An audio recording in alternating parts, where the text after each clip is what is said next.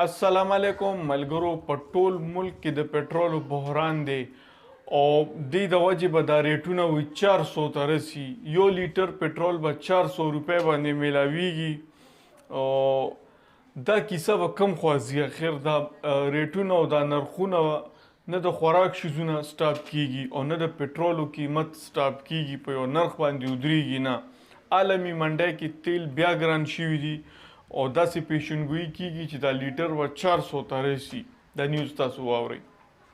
मुल्क में पेट्रोलियम मसनूआत में एक बार फिर इजाफे का इम्कान। आलमी मंडी में खाम तेल की कीमत में इजाफा। पेट्रोल और पेट्रोलियम मसनूआत की बढ़ती हुई कीमतों से आवाम पहले ही है परेशान, लेकिन आलमी मंडी में खाम तेल की कीमत बढ़ने से आवाम की परेशानी में मजीद इजाफा हो गया। गैर मुल्की मीडिया के मुताबिक ब्रेंट खाम तेल की कीमत 29 सेंट इजाफे के साथ $94.86 फी बैरल पर तय पाई है। US West Texas intermediate crude 53 सेंट बढ़कर $91 फी बैरल पर तय हुआ, जबकि अरब लाइट खाम तेल की कीमत $97.50 फी बैरल तक पहुंच गई है। इससे कबल सऊदी अरब की जानिब से जून में तेल की पैदावार में कमी के ऐलान के बाद से दुनिया भर में तेल की 3/4 कीमतों के लिए इस्तेमाल होने वाले ब्रेंट फ्यूचर्स की कीमत में तकरीबन 26% इजाफा हुआ है। दूसरी जानिब तेल वीडियो तاسو कतल چې عالمي منډۍ کې دا تیلو قیمت کم خو روان دی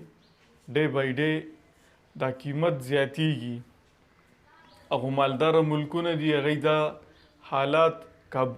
کابو کولی شي لکه عوام ته ریلیف ورکولی شي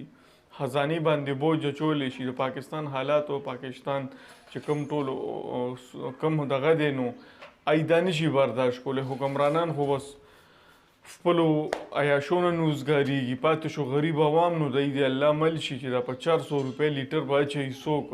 او که څوک وام چې نو بیا به کرایانې سره څنګه کیږي کرای به څوک ورکړي زه به کرای څنګه ورکوم ته به کرای څنګه ورکړې دا کرایانې به موږ نه 3 ګونه اخلي ځکه چې پټرول څونه ګران شو دا کرایانې به موږ نه 3 ګونه هم سره شته نه